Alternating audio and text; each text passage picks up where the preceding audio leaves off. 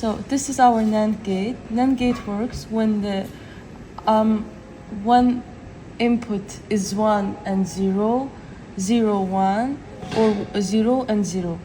So currently the input is 0 and 0, so the LED is lighting up. If we push one button, it still is lighting up. If we push second one, it lights up.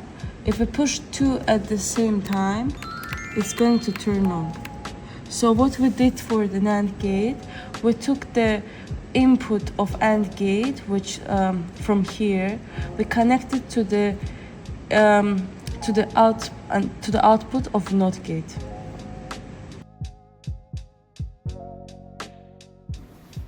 A NAND gate stands for NOT and AND gate. First of all, we made them separately and then connect with the help of jumper wires. It's made by taking the input of a NOT gate and connecting it to the output of an AND gate. So, first, the AND gate works and then the NOT gate inverts the result. This means the AND output becomes the NOT input. To connect them to the breadboard, we use jumper wires. Now, let's see how does it work. When we start the simulation, the LED turns on. This is because the slide switch is on and the button is off. LED does not light, only if both buttons are on. In all other cases, LED stays on. So this is XOR gate. The concept of XOR gate is that it's exclusive OR. So input is 1 only if one of them is 1. So if we push one button, it's this XOR gate lights up. If we push second button, it also lights up. If we push two together, it's not lighting up. Anyways.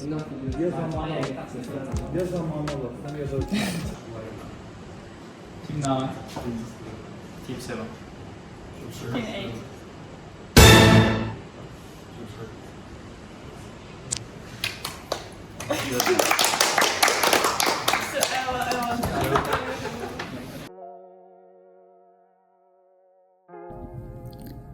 First of all, at the beginning, we have one NAND gate, one OR gate, and one AND gate in the circuit.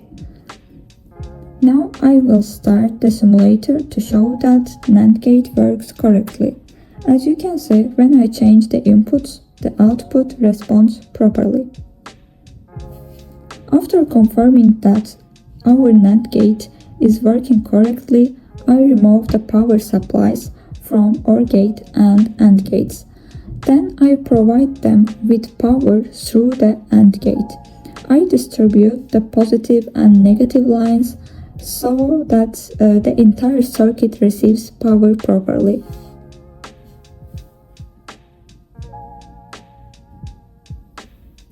Next, I remove the input buttons from the OR gate because I want to reconnect it with the AND gate.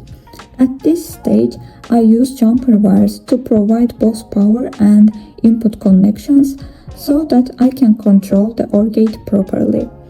I start the simulator again, and as you can see, it still works correctly. Our OR gate also works.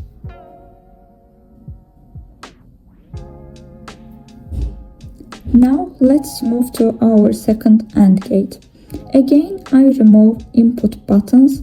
Then I connect the output of NAND gate and the output of the OR gate to the inputs of the AND gate.